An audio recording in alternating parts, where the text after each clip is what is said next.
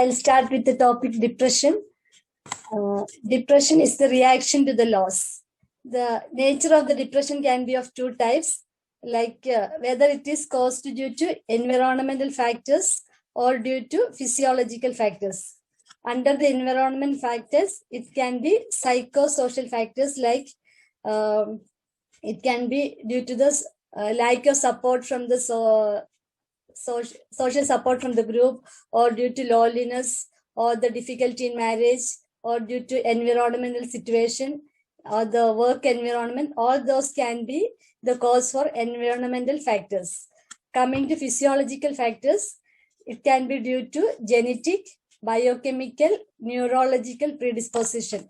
Under the genetic, like if your parents or your grandparents have any depression, there is a chance for the children or the grandchildren to get into those depression because of the genes. Or it can be biochemical transmitters, like due to the poor eating or lack of blood sugar content in the food, or hormonal imbalance or digestive difficulty. All this can be cause for biological factors. And also coming to neurological predisposition, like it can be due to whether they have epilepsy or headache disorders, or like Parkinson's or stroke. All this can lead to the neurological predisposition. So the mostly they say the depression is mainly caused due to emotional disorders. Then there are also like the client who are unable to identify the triggering factors, they feel general dissatisfaction with their life. Then coming to, there are some people, they are able to identify the cause of environmental factors for their depression. The depression, like physiological factors, sometimes they are not able to identify. Some people, they are able to identify. If it is caused by physiological factors, it is best to treat them with antidepressant. So about 60 to 65% of people who are treated with antidepressant, they feel much better. Coming to the other category, 35 to 40 people, they feel it is very beneficial with the counseling technique. But mostly they recommend to have an antidepressant when they go through this depression because of the neurological factors.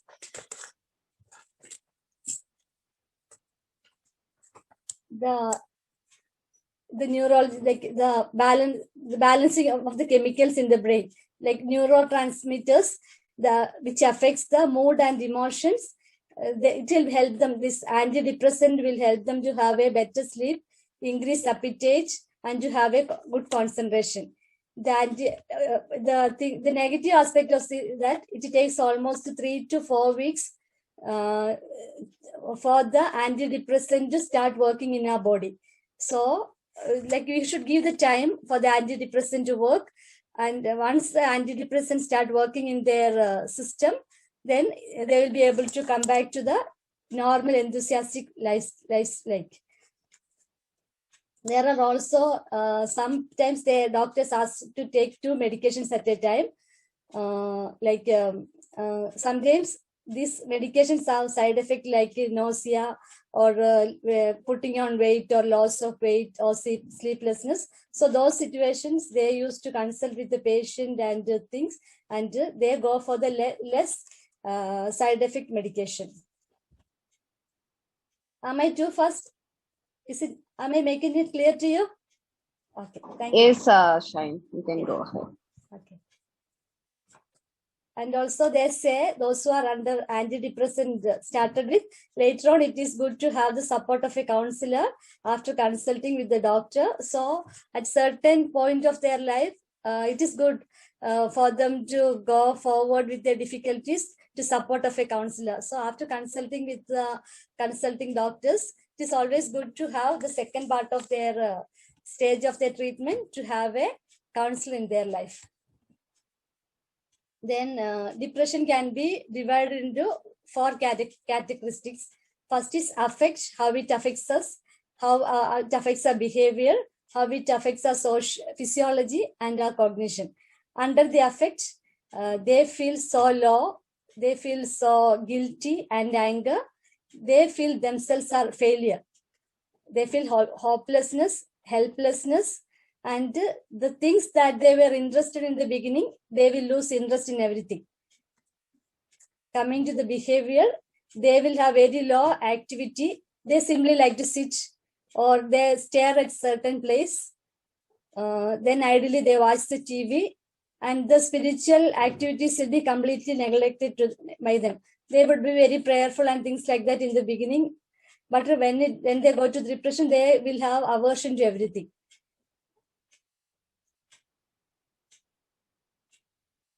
They will be feeling like completely depend on others, especially the things that they were good at before. They just feel like they are not unable to do that stage of behavior they go through. And coming to physiology, they will be very slow in everything. The moment, the way they speak, everything will be very slow, and they simply like to sit somewhere. And if we force them to speak, they speak in very feeble voice and very slowly. And when, even though we sleep for hours together, when they get up, they feel like they are very tired and fatigued. They feel that there is no life in them. They also experience headache, constipation, diarrhea, lack of appetite, lack of interest in sex. All these are the physical condition that they go through.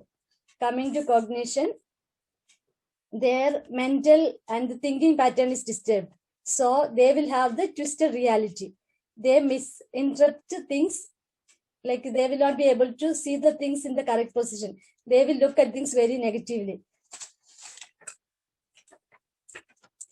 Any doubt? Anybody want any clarification or anything?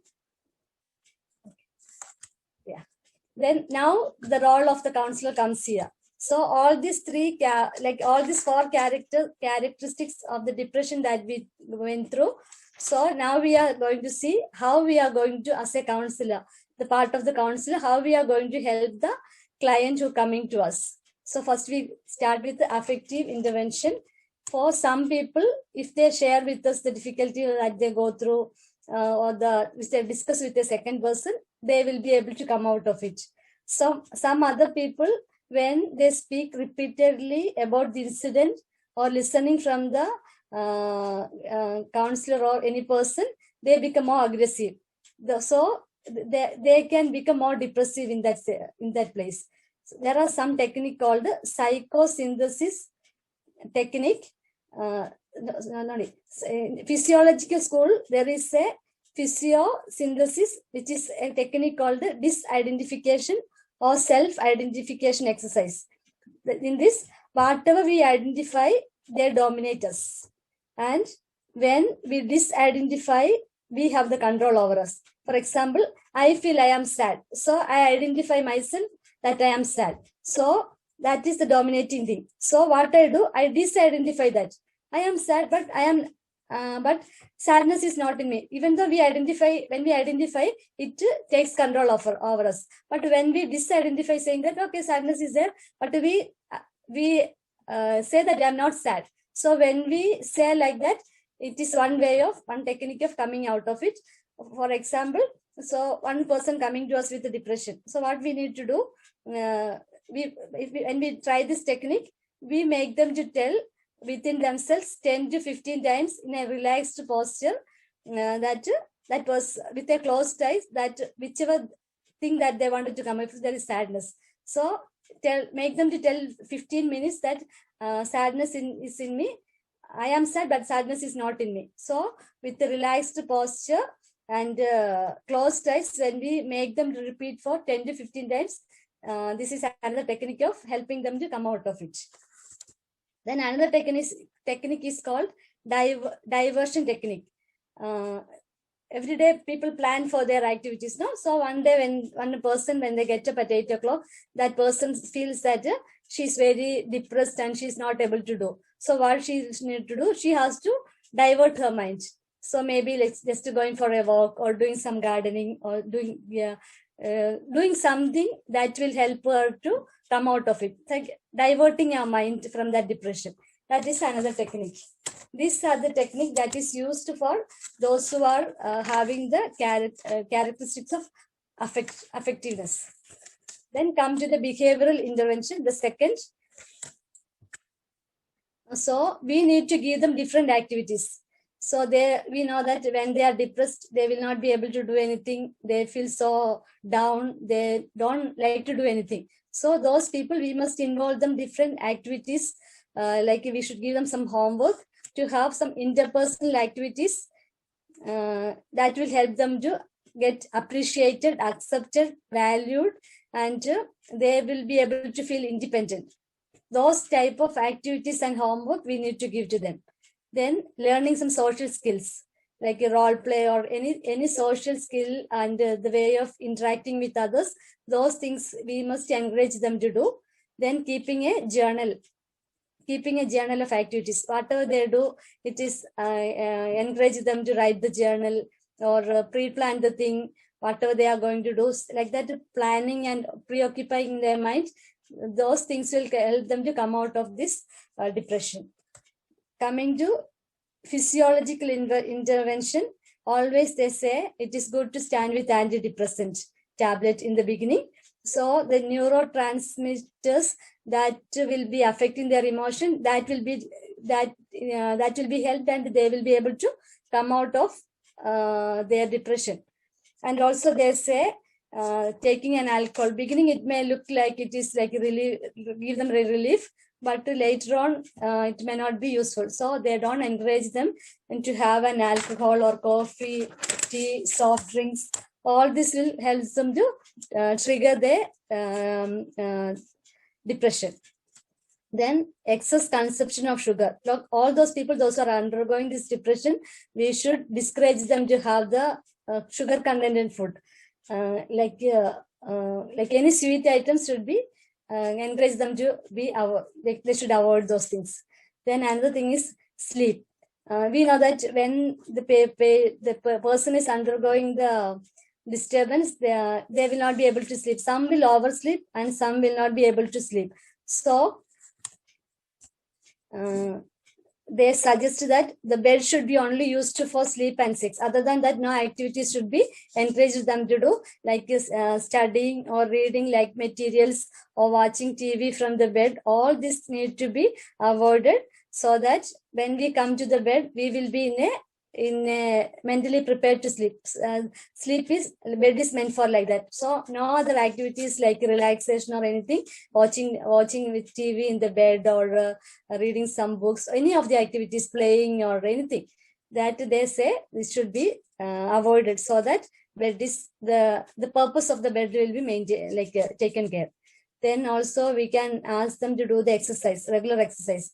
Other than 2 hours before going to bed, other times they can be involved with the games or doing some exercise, especially the jogging. Jogging will help them to come out of most of their depression and stress. So they always encourage them to have the exercise, mostly of jogging.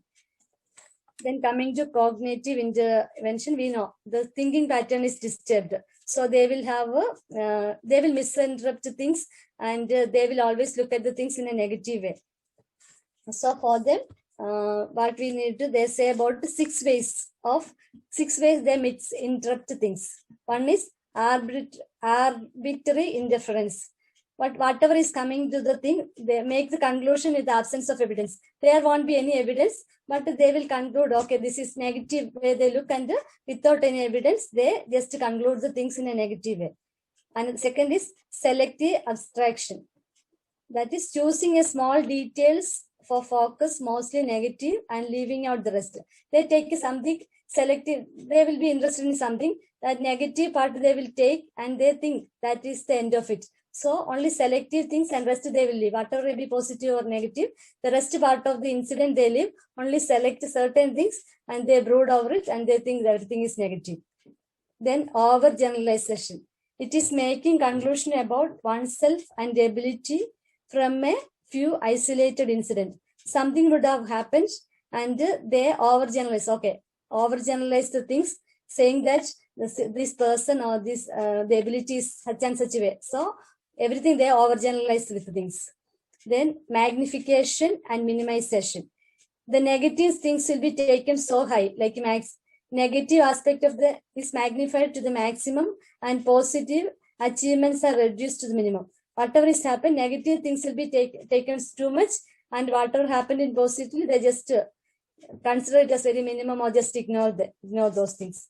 Then personalizing. So if anything happens to them, they just think everything because of me, this has happened, or because of I said like this. So everything they put on them, they put the blame on themselves and they personalize everything for them and they brood over it. Then now how we are going to restructure the cognitive process, like assessment, making them to understand the wrong beliefs. They will have some wrong beliefs. So through assessment, we help them to understand their wrong beliefs. Like how we would have been very clear when I said, because RABT, we saw how he was leading with things. Same thing, it comes here also. Learning, helping them to learn the realistic beliefs of themselves. And not only about themselves, but the world around them too. Then practice, they need to go back and identify the irrational thoughts pattern that triggered the depression and rectify the irrational thoughts. They may have some irrational thoughts. We must help them to challenge them and help them to come out of their irrational pattern. Then another two things, it was looking a little funny for me, but I will share with you. Thought stopping. So they will have always not lot of negative thoughts overwhelming in them. So the individual literally asked to shout stop. So when they share like this, they will be literally asked to shout stop, like shout. Like when somebody is saying something, we just shout stop. Like enough, like that we have to make them to stop, and they should tell like without making noise. They should say within themselves. They should say stop, like that. Then. So the client will be able to come out of it. That is the way they say, but I am not very convinced about it. Then worry time. So these people will be always worrying about one thing or the other. So they should be given in the daily pattern of life. They should be fixed a time to worry. So whatever they go through, they should be kept a certain time for them to worry. So that part of the day, maybe like 1 of the day, 4 to 5 or some time should be allotted them to think about their worry. And those times, they should also think of how to come out of those worries.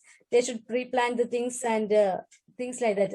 But this thing I am not very convinced of when I was preparing that. Then like in the slide what we have got it from 12 to 18, we have that treatment of depression, like yoga, doing yoga or walking, gardening, praying, meditation, like different aspects of how we can come out of this depression is said. It is good that if you go through and it will be more useful. Then I like to conclude saying that a story. There was a cat in a village. It did not have a house, but it was just roaming around, and the villagers were taking care of it so good. So it was very well taken care. It didn't want to go to any house, so it found his own house, and it was very relaxingly enjoying the life. Every day, this cat used to go to different houses, and it was fed very well.